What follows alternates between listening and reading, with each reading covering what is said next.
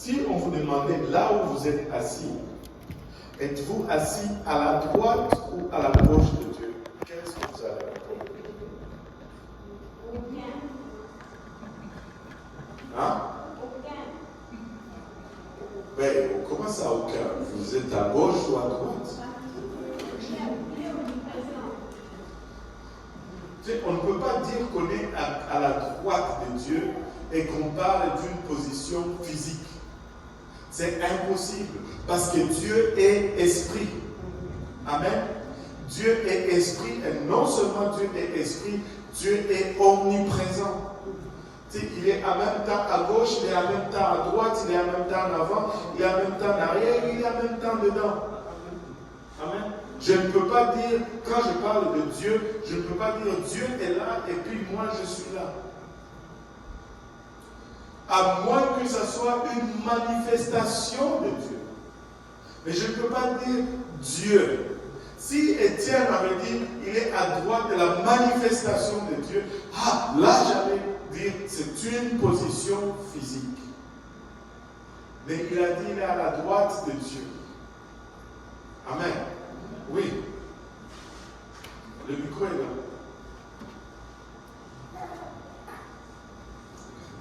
Donc, dans la Bible, il se peut dire que Jésus était à la droite de la gloire de Dieu parce que c'était Sacha qui était là. Parce qu'il pouvait dire à la droite de la gloire de Dieu. Ils n'ont pas dit à la droite de la gloire de Dieu. Ils ont dit qu'il y avait la gloire de Dieu et Jésus était à la droite de Dieu.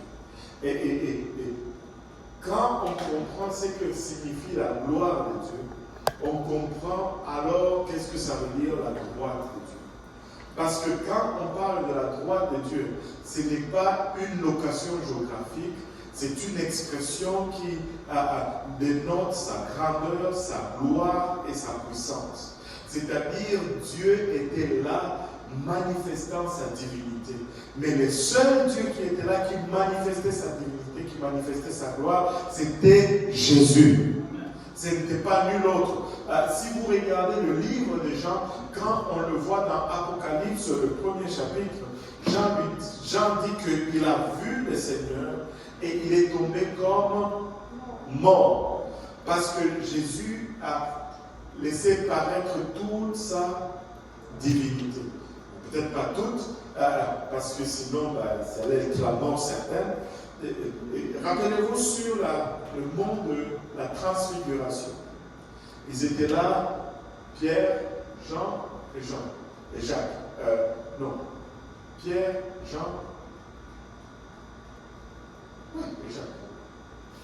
Pierre, Jean et Jacques.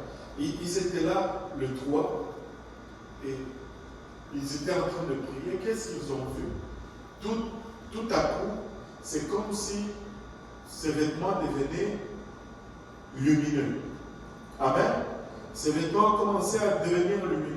Et là, d'un côté, il y avait Moïse, et de l'autre côté, il y avait Élie.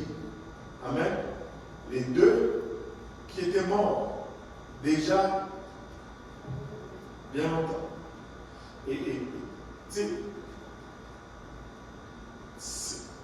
Le Seigneur a juste fait voir un peu de cette gloire qui était à l'intérieur. Il a juste laissé sortir sa divinité un peu. Et déjà, il n'avait plus besoin d'électricité.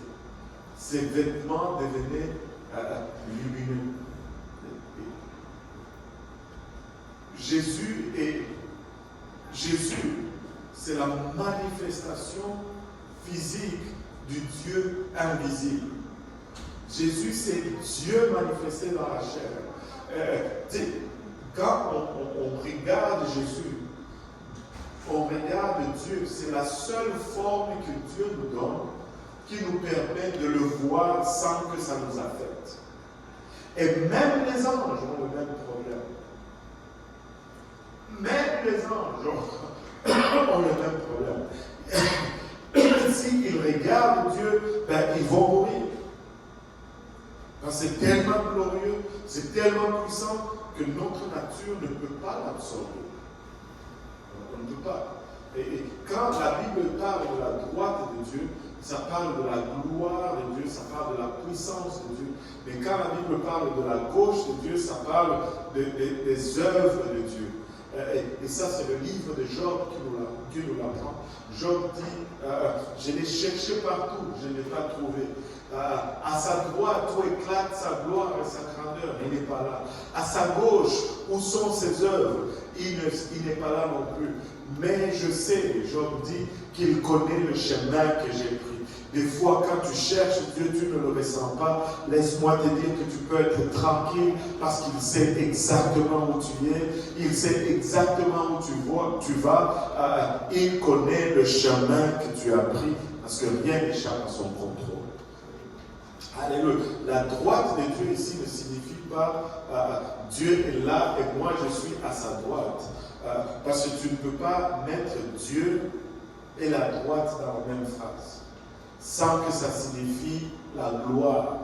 Si tu mets Dieu et droite dans la même phrase, si c'est autre chose que la gloire, Dieu n'est plus omniprésent. Amen. Est-ce que c'est clair? Ou c'est encore flou? Ou c'est encore flou? Ouais.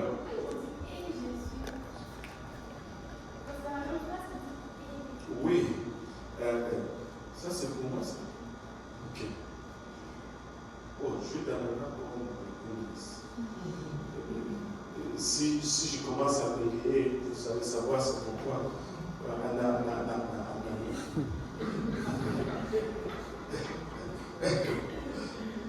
va donner le jus d'ananas. Bon, comment on aurait pu écrire ça autrement? Je ne sais pas. Mais c'est comme, je vais te donner un exemple, surtout chez moi en Afrique, il y a beaucoup cet exemple.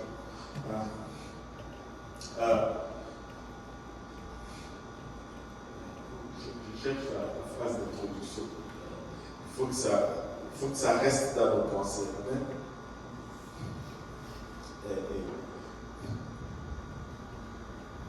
Lèvez-vous pour accueillir l'entrée de son Excellence, Monsieur le Président de la République et le commandant des chefs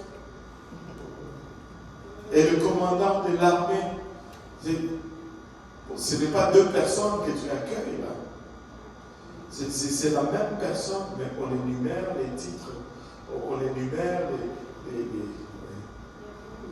les rôles qu'ils jouent. Et ce ne sont pas c'est le président de la République et le maréchal des armées. Tu sais, on va mettre. Je ne suis pas fort en français, mais je sais que théologiquement parlant, Jésus est l'incarnation du Dieu. Alors, et si on le lit à d'autres places, c'est Jésus qui s'assoit sur ce trône. Maintenant, s'il est debout là, cela ne veut pas dire que Dieu est assis sur le trône. Parce que il va y en avoir deux qui se battent pour ce trône-là. C'est le trône de Jésus-Christ. Et il s'assoit là-dessus.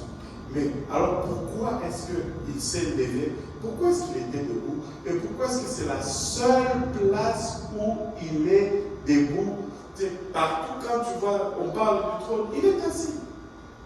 Parce qu'on nous dit même que il y a une signification du fait qu'il s'assoit sur le trône. Parce que le fait de s'asseoir signifie littéralement que le travail est fini. Dans l'Ancien Testament, le sacrificateur qui était l'image de cela, l'image de l'œuvre que Jésus a fait, il ne s'assoyait jamais. Il n'y avait aucune chaise dans le service du tabernacle. Parce que le travail n'était jamais fini. Il fallait qu'ils offrent toujours continuellement. Mais quand lui, il a offert son sacrifice, le livre d'Hébreux nous dit qu'il est allé et il s'est assis parce qu'il a fait un sacrifice qui était offert une fois pour toutes et le travail est fini. À la croix, il a dit, c'est fini. Et il est allé s'asseoir. ça signifie que l'œuvre, le travail est fait. Mais là, il est debout.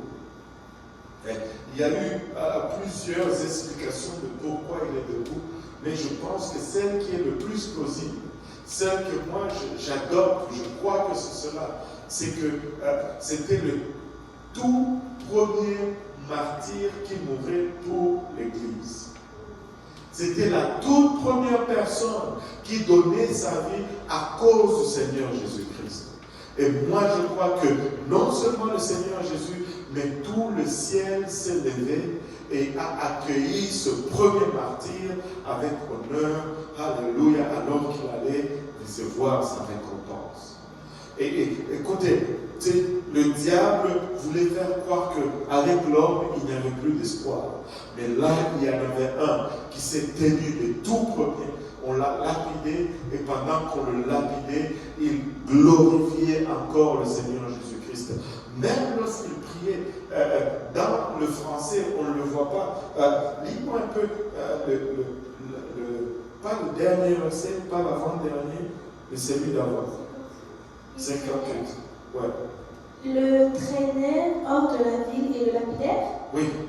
Les témoins déposèrent leurs vêtements aux pieds d'un jeune homme nommé Saul. Le pied, continue. Et ils lapidaient Étienne qui priait et disait, Seigneur Jésus, reçois mon esprit. Bon, tu sais, dans presque toutes les versions francophones, je ne sais pas pourquoi ils l'ont écrit comme ça, mais quand tu la regardes dans la version King James, est-ce qu'il y a quelqu'un qui a la version King James? Je ne sais même pas si la version Martin dit ça. Quelqu'un a la version King James? Vous qui parlez anglais,